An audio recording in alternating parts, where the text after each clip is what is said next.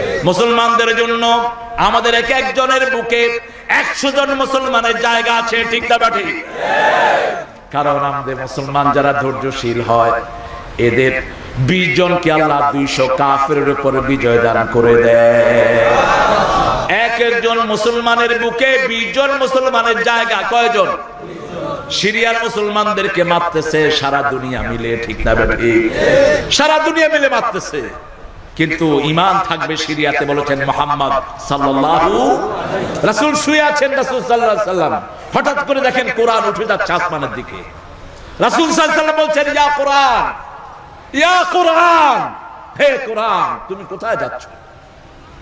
রাসূল সাল্লাল্লাহু আলাইহি সাল্লাম বললেন, কোরআন ওখান থেকে উঠে গিয়ে আস্তে নিচের দিকে নামছে, সিরিয়াতে নামছে।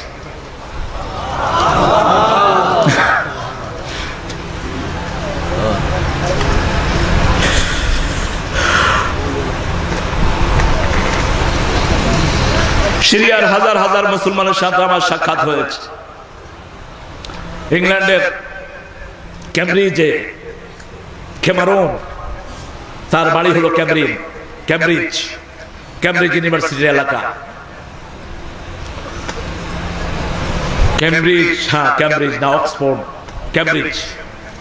সেখানে সে 450 রোহিঙ্গা ফ্যামিলিকে সেখানে এনে জায়গা দিয়েছে। আমি গিয়েছি সেখানে প্রোগ্রাম করতে।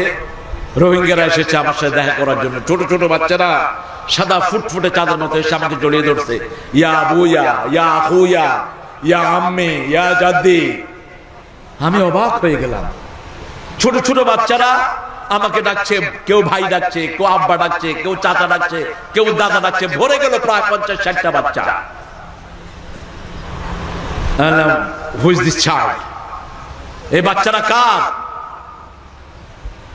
আশেপাশের লোকেরা বলে, দে আর সিরিয়ান। আমি জড়িয়ে ধরেছি, আমার চোখে পানি। তাদের বাবারা আসলো, জুমায় ভর্তি হয়ে গেল একটা হলে। সেখানে তারা নামাজ আদায় করার ব্যবস্থা করলো। আমি সেখানে জুমা পড়ালাম।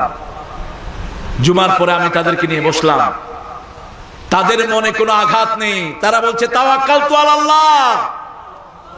সব হারিয়েছি, আফসোস নাই, আল্লাহকে হারাতে চাই না। আমি বললাম একজনকে, কাইফা কানা ক্বাবলা আল হারব, কাইফা কানা হালুকা ক্বাবলা আল হারব।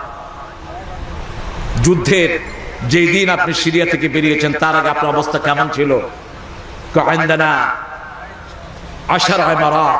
আমার 10টা বিল্ডিং ছিল, 10 তালা করে, 10 তালা করে 10টা বিল্ডিং। ফজর আদায় করেছি, ফাদাম্মারনাহু তাদবীরা, সবগুলো মাটির সাথে মিশানো। কিন্তু আমার আল্লাহ আছেন, আমার সব আছে। আমি অবাক হলাম ঈমান দেখে। বলছে, তাওয়াক্কালতু আলাল্লাহ, হাসবুনাল্লাহু নি'মাল ওয়াকিল। সূরা আল ইমরানের 173 নম্বর আয়াত, হাসবুনাল্লাহু নি'মাল ওয়াকিল। যে আয়াতটি পড়েছেন সাইয়েদনা ইব্রাহিম, নমরুদ যখন আগুনের দিকে তিনাকে পাঠাচ্ছিলেন, শয়তান এসে বলল, ইব্রাহিম আমার কাছে সাহায্য চাও, আমি তোমাকে সাহায্য করব।